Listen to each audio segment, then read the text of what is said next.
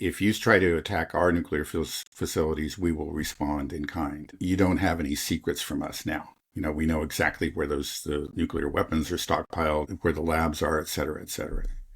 In that case, the Iranian government actually did make a statement. They said, yes, they would retaliate against Israel's nuclear facilities if they were subjected to attack on their own nuclear facilities based on the intelligence that they had gathered.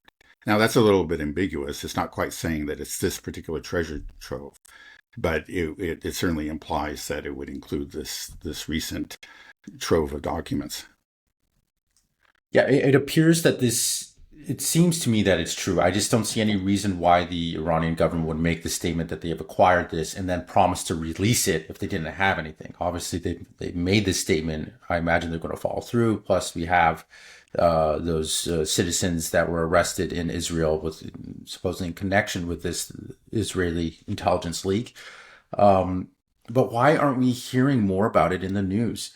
It's odd. This seems to be a huge story, but when I try to search for it online, nobody's really saying anything. There was just that initial break 3 or 4 days ago, where I see a few news stories saying that there's this claim, but there hasn't been any follow up. This seems to be a massive story, but I don't see much about it. Yeah, no, I've noticed the same thing. One thing that I'm struck by is that the absence of firm denials by Israel and Western governments. And that suggests to me again that it probably is real. They don't want to go out on a limb saying, this is a phony, because they know they have them and can embarrass them by releasing the documents. That's my guess anyway. It's just this is a real problem for them. Again, Israel has maintained, has consistently denied having nuclear weapons and a nuclear weapons program for many decades. They acquired them sometime in the 1960s. So they've had them for a long time, and estimates range from 200 to even up to 500 nuclear weapons in their arsenal. And we know they have them. It's sort of an open secret, but it's not known, and it provides the U.S. and Israel, this deniability. So, like, for example, in these negotiations, well, Israel doesn't have a nuclear weapons program. That's the official position of everybody concerned. I don't know what you're talking about, but if these come out, this is going to be an embarrassment. And I don't know what they're maybe just trying to figure out how to respond to this. The best thing is just hope that it goes away or something, because the more they talk about it, the more attention they draw to it. So it may be, this is a strategy often of Western governments, of governments anywhere, I think, probably. It's just when you have an embarrassing problem, it's just not to talk about it, because the more you talk about it, the more light is shed on it. So maybe we'll just talk about other things today and for the next several months. Do you think that strategy would work with something this big? Probably not. It may have, again, there are people, right, that just rely entirely on mainstream media. It's hard to believe in this day and age, but there are a lot of people that still do. And it could work with them. They just might not even be aware of it. Well, this would be more than an embarrassment for Israel and the West, right? This should have serious repercussions for them, right? Could you explain what those would be if that's true? Well, again, it's going to further harm Israel's reputation, though I think it was already known. It was known, but if you just you're taking it a step further. There's no ambiguity. There's no deniability, and then the double standard will become glaringly obvious. Okay, Iran has to dismantle its civilian nuclear program, but Israel can have at least 200 nuclear weapons, and Israel can make this demand. I mean, it's just. It'll just be further evidence of kind of one law for Israel and another law for the rest of the world, and the obvious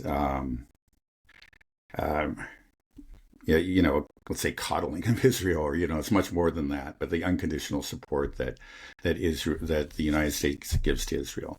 I mean, it's just further evidence. We have plenty of this evidence already, but it'll have a particular effect, it seems to me, on the negotiations, Right. and it will strengthen the Iranian position. Right. That's what I want to explore a little bit is if Iran makes this demand of saying, okay, well, let's have a nuclear free Middle East, no nuclear weapons at all. We won't have a nuclear weapons program.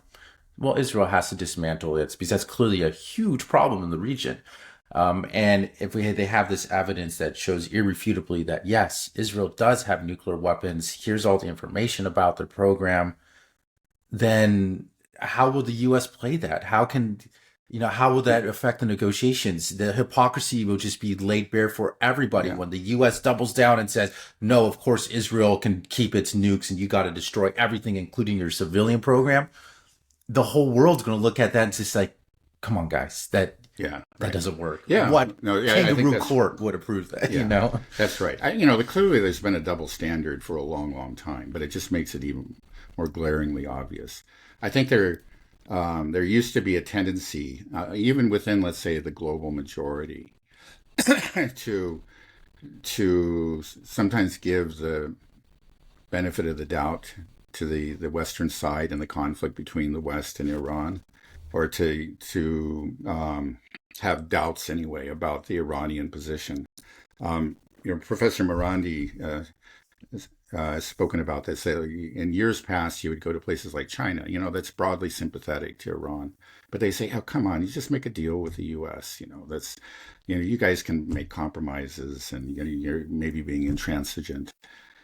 He says he goes there now. This is before the release of the announcement of the leak, but he's been there recently, and now the Chinese are saying, like, why are you even talking to these guys?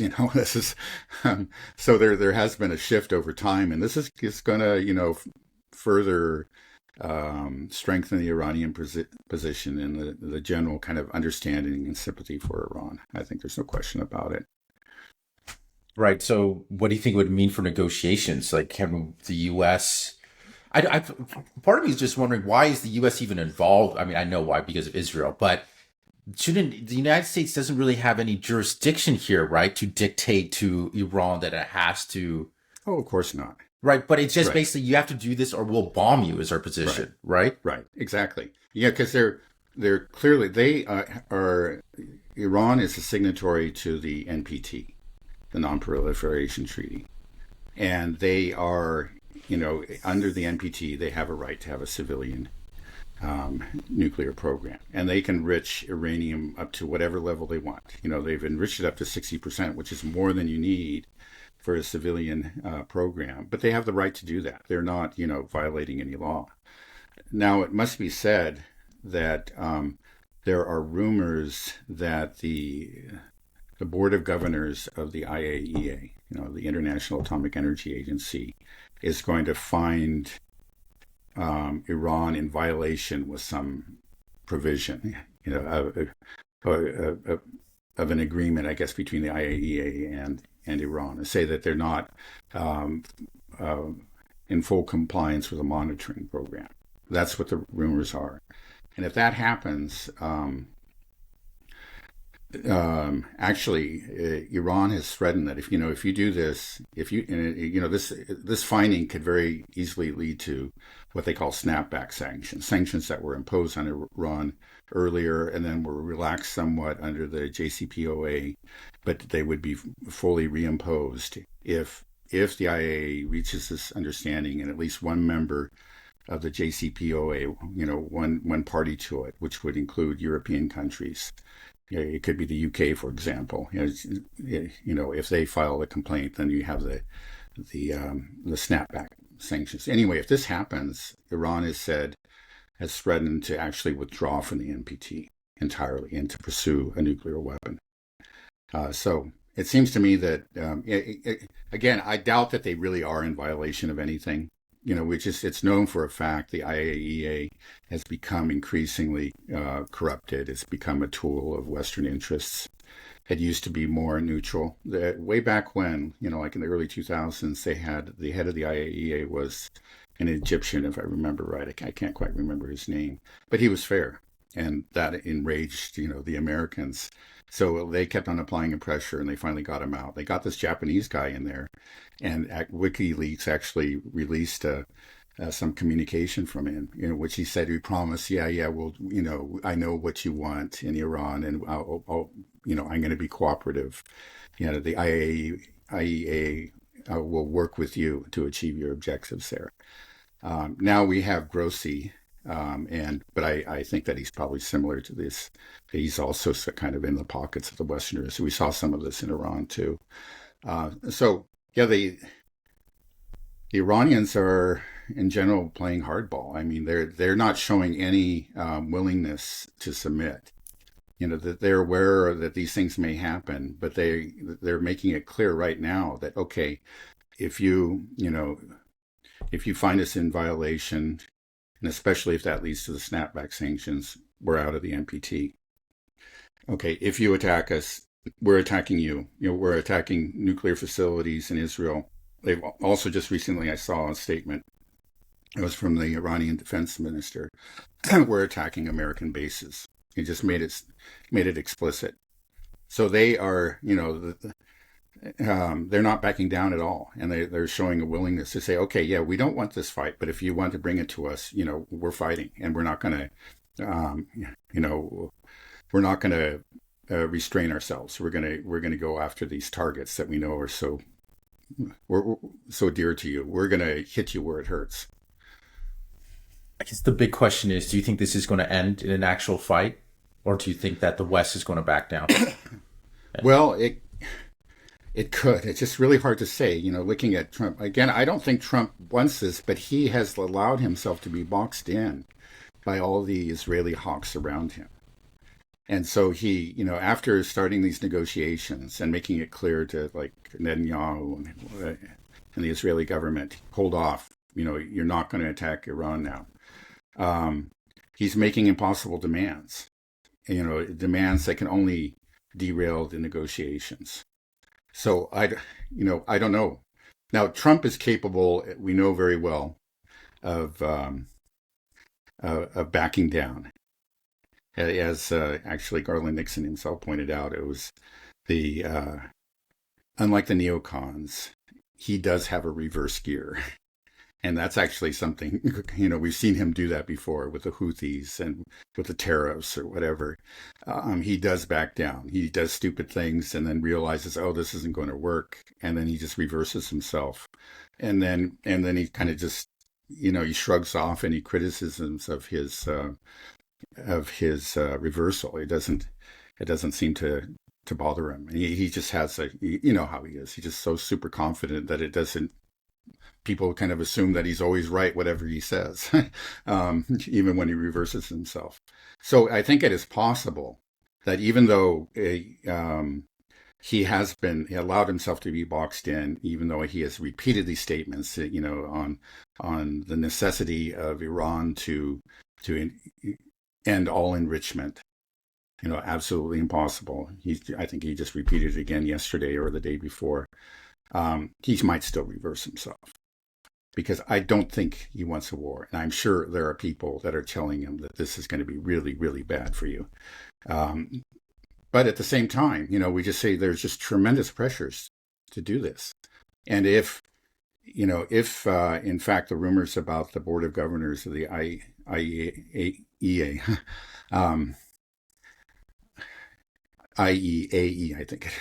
No, it is okay, anyway. International Atomic Energy Agency, right? Right. IEAE. Okay, yeah, sorry about that. I shouldn't have gone down that road. But anyway, if those rumors are correct and Iran withdraws from the NPT, there might be just real hysteria. Now, of course, it would be a self-inflicted wound because this pressure from the United States is making this happen. It didn't have to happen.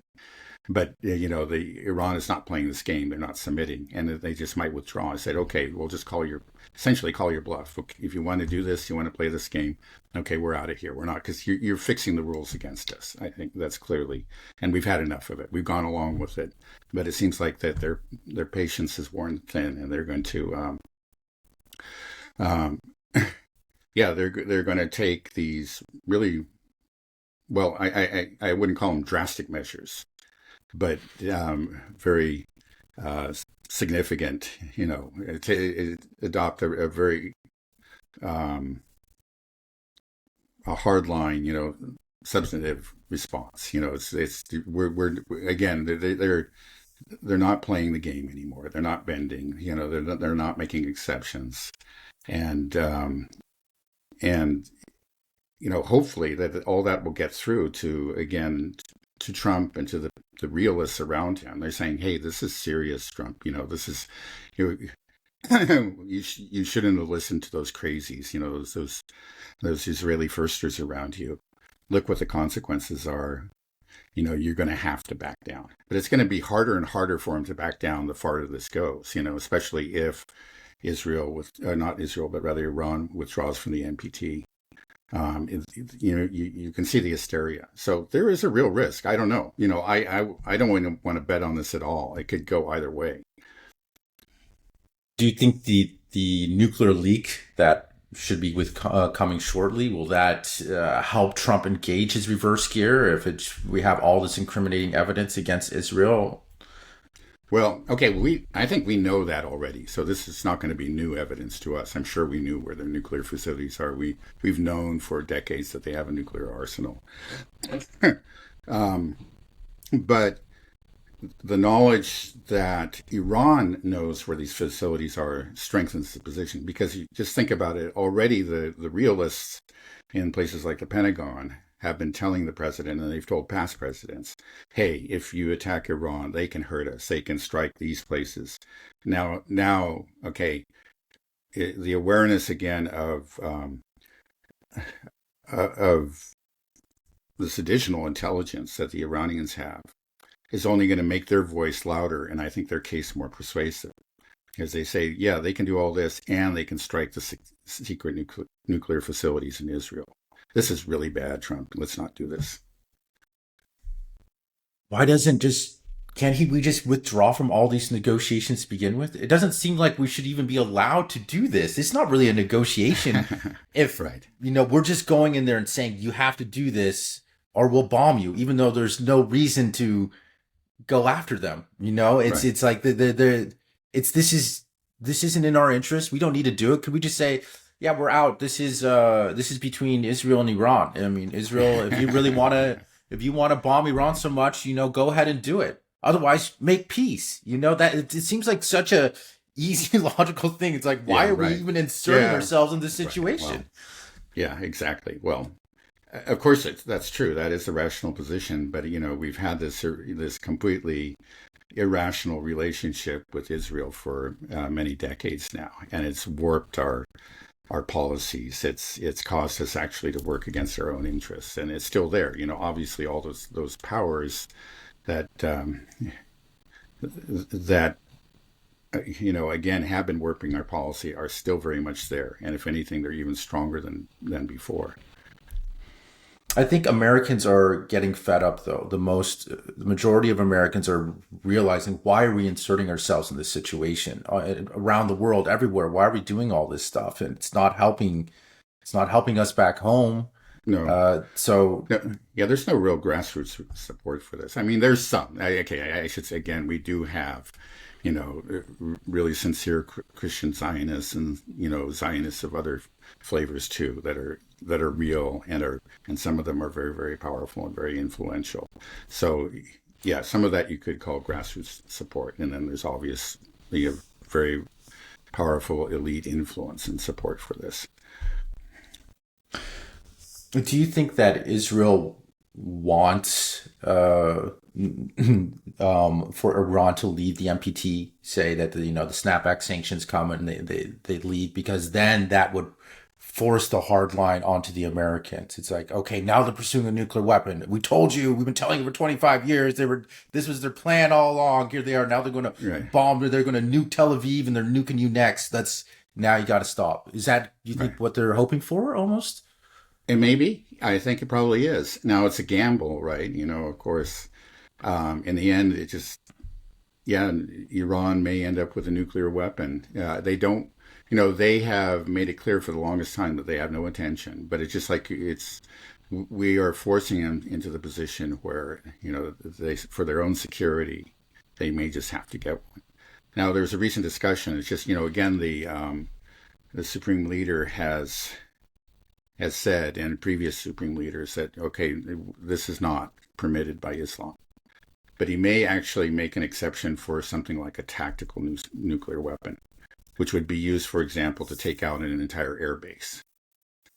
Not to take out a city, but to take out an airbase, a purely military target. So it may be that that's what Iran will go for. And just the knowledge that they have those, it's just like, look what's happened to North Korea. North Korea was being threatened, and actually they were willing to deal, but it was a very similar process. We kept on upping the ante and imposing impossible conditions. They were willing to make a deal to agree not to develop a nuclear weapon, but we didn't allow it, because our demands were so unreasonable. And the end result is that they got a nuclear weapon, or more than one, and now they're safe, essentially. Nobody's going to dare to attack them because that can mean nuclear war on the Korean Peninsula and in the surrounding countries. So we may see the same story play out in Iran. We may be seeing it play out right now before our eyes. I mean, if North Korea has nukes and then Iran gets nukes, it kind of just feels at this point then after that, the NPT has failed, and will we start to see nuclear weapons start to proliferate throughout the world? Well, that's the danger. And I think that's the reason why, for example, Russia really doesn't want Iran to go down that road, and other countries too. And maybe the reason that Iran itself is very reluctant to go down that road.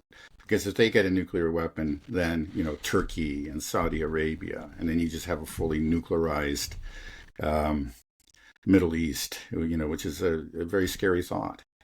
But who's been pushing this? Really, who is pushing them in this direction? And it's just clearly Israel above all, and their Western supporters. Yeah, you use that term tactical nuke. What makes a nuke tactical? I mean, do you know the classification for that? It I seems don't like know what the exact.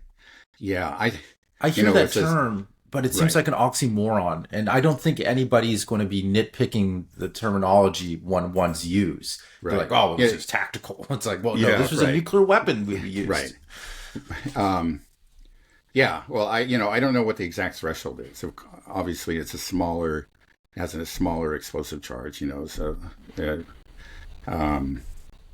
And maybe just similar to, but we're talking about still something that's, I think, smaller than like the bombs that were dropped on Hiroshima and Nagasaki.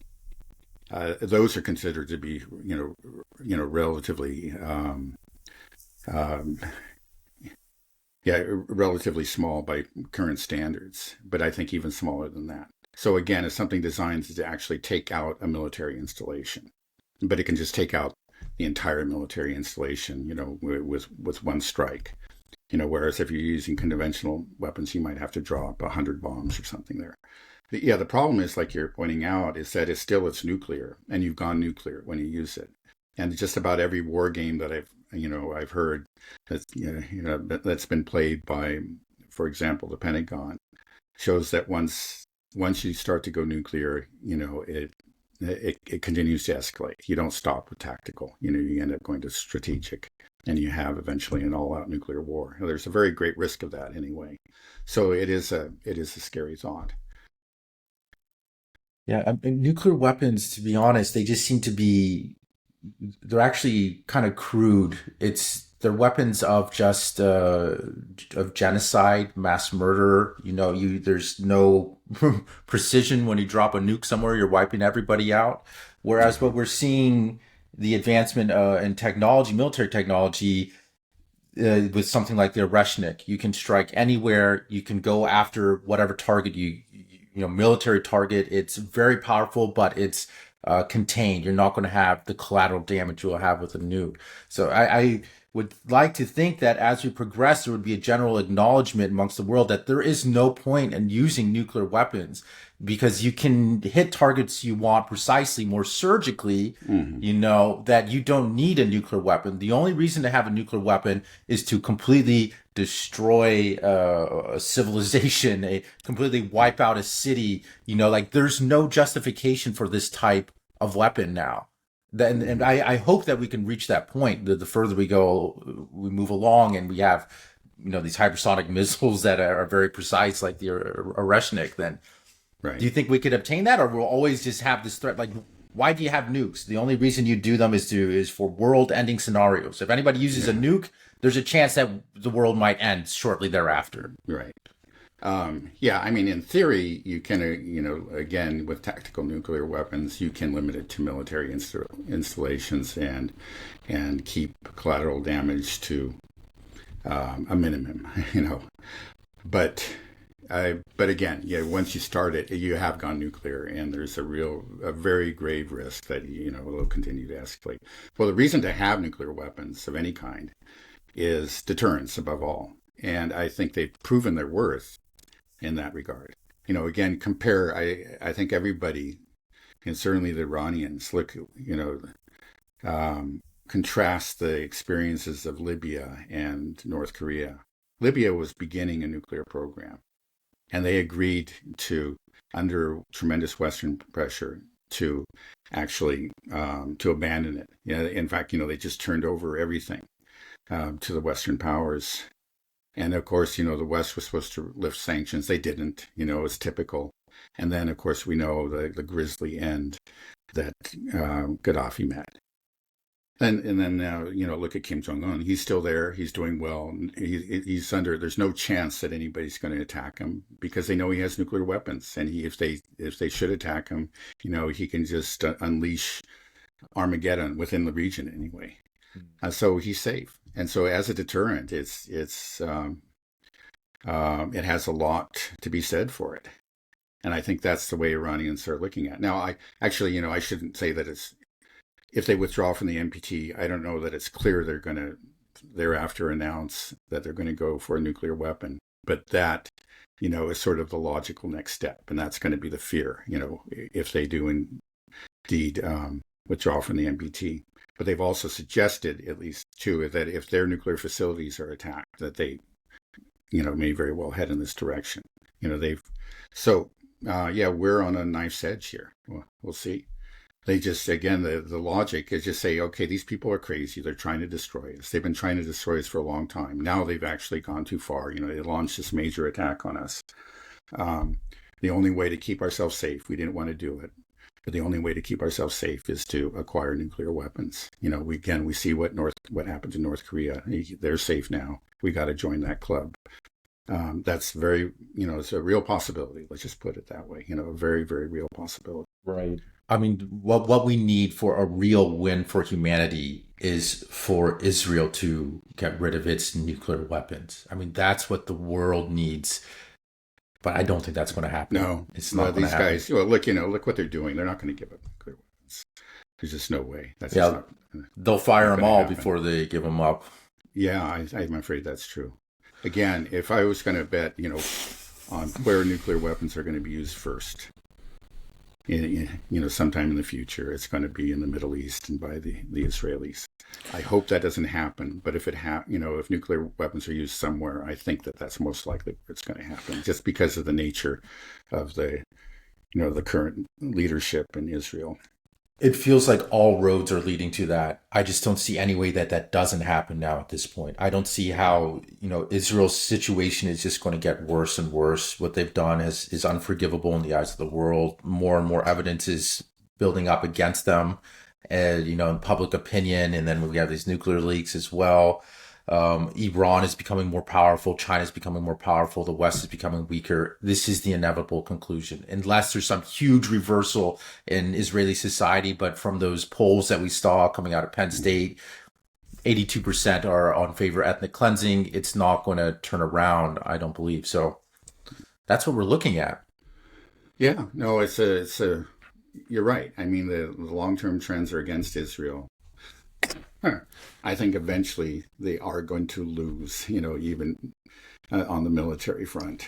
They're going to push things so far that, they just have, there's going to be the inevitable reaction, pushback, and we'll discover. Yeah, we've got down this road. Anyway, in the end, Israel is facing, its own demise, and I don't think it's going to go quietly in the night. It has those nuclear weapons. There are enough people in there. It's clear that have this thinking that if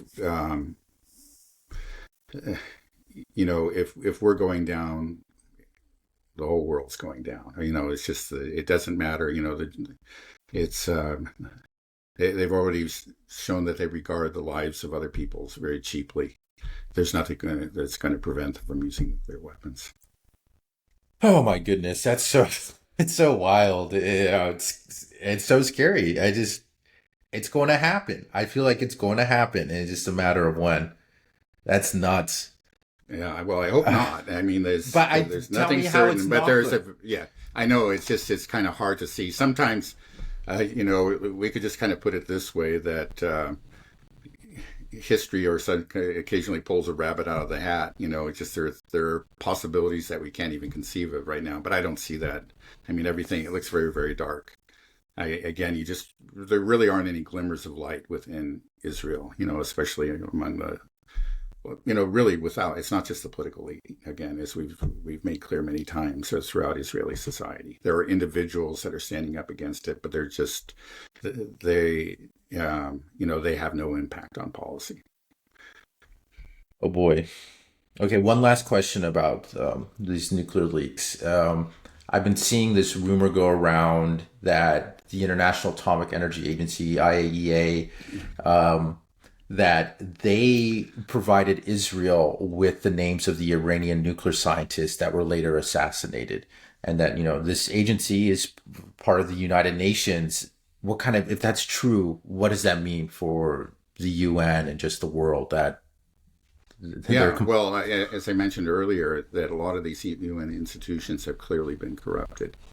There's also the chemical weapons agency that's under the UN, and it turned out that they clearly were working with Western intelligence and the extremists within Syria to produce really false reports on, claimed chemical weapons attacks in Syria. And there were whistleblowers within that agency, that came forward and said, yeah, they just altered the findings. So it wouldn't surprise me. It also reminds me, I think, of actually in the run-up to the first Gulf War, or no, it's not the first Gulf War, but, actually the Iraq War of 2003. It turned out that actually there were people within the inspection team, which Scott Ritter himself headed for a while, that were reporting on locations of facilities, military facilities, that they were inspecting and relaying information to the U.S. And that again is clearly a very serious breach of of their responsibilities. So it's happened. We know there's this corruption. I actually haven't come across those rumors, but it wouldn't surprise me. I mean, again, we've seen previous instances of this kind of thing. Yeah, I mean, if that's true, it's just another huge blow to Western institutions, Western hegemony. If the UN starts to fall apart, the whole Western rules-based order is crumbling in front of our eyes so rapidly right now. Yeah, or at least a bright light is being shined on it, and we're seeing a lot of ugly things. Again, a lot of us were aware of these things to varying degrees, but it's just become increasingly obvious to the whole world now.